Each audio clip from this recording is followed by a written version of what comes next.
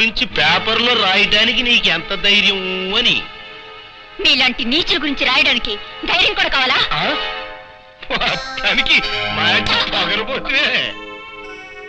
అవును రే పీపీ, మొదటిసారే దీన్ని ఎందుకు ఖర్చులో రాసుకోలేదురే? ఆ రోజు అచ్యుద్దాం వచ్చి కాపాడాడు కదా, అక్కడ తిన్నాం దెబ్బ. అట్ట చెప్పు. దీని పునాదులు ఆడి చేతిలో ఉన్నాయన్నమాట. ఆడొకడు ఈ దేశంలో ఆడపిల్లల మీద చెయ్యటానికి ఇల్లేదు. ఒకవేళ చేసుకున్నావో బందిపోట్ల వచ్చి పొడిచేస్తాను అంటాడు. ఏ బందిపోటు వచ్చి ఇయ్యాలి నిన్ను కాపాడుతాడో సోత్తనే. తమ్మయ్యా అని అదేంటోరా, నేను శనివారం నాడు నీసుకోవటం నీకు తప్పను. అందుకే ఈ ప్రసాదం.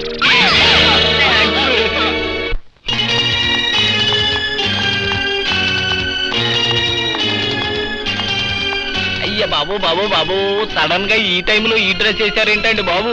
టైం గురించి పట్టించుకునే టైం నాకు లే సందేహం. గుండెల్లో రగులుతున్న అగ్ని పర్వతాన్ని ఇన్నాళ్ళు ఒంటరిగా భరించాను. ఆ అగ్ని జ్వాలల్ని అజేయ శక్తిగా మార్చుకుని విజయయాత్రకు బయలుదేరా. పట్టుకోండి.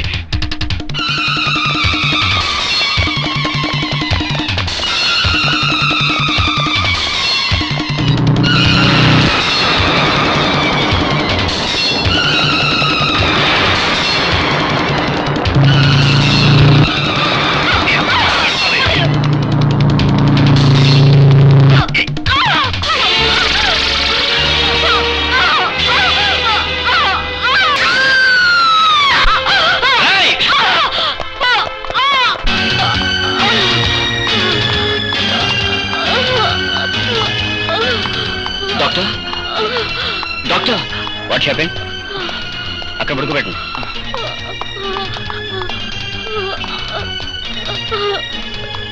ఎమ్మెల్యే గురించి రాసిన జర్నలిస్ట్ కదా?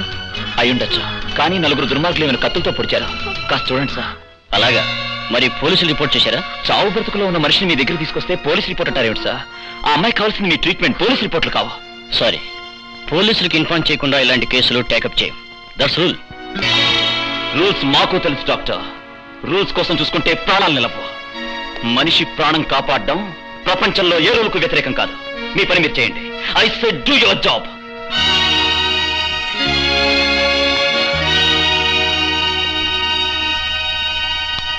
I'm sorry, she is dead.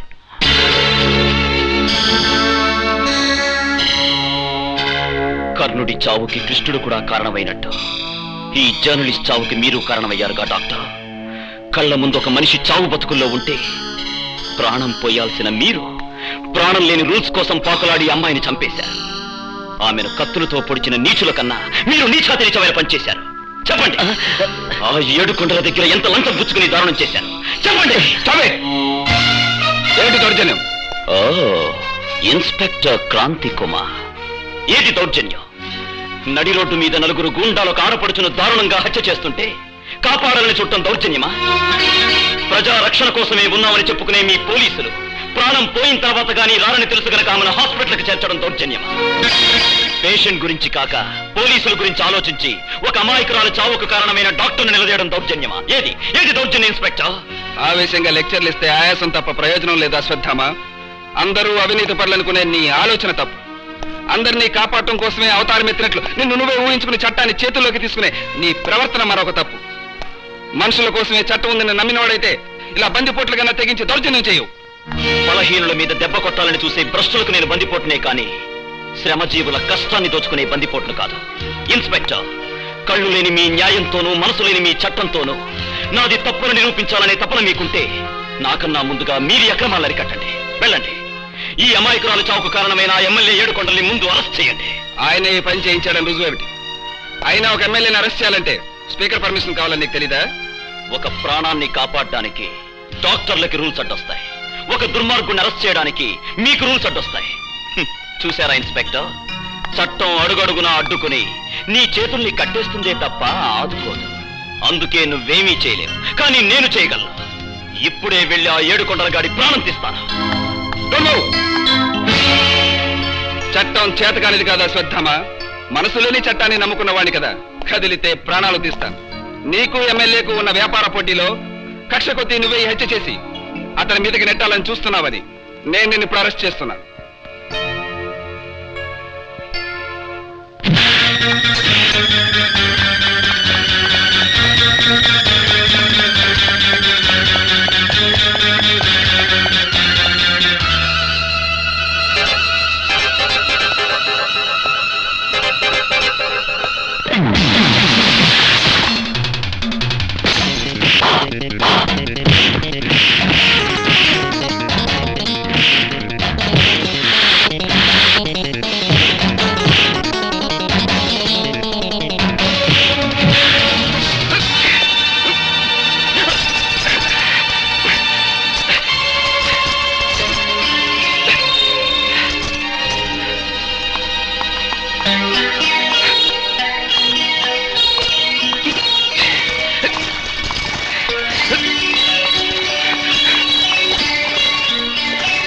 Inspector, ఇప్పుడు నీ బ్రతుకొక నిప్పు రవ్వ.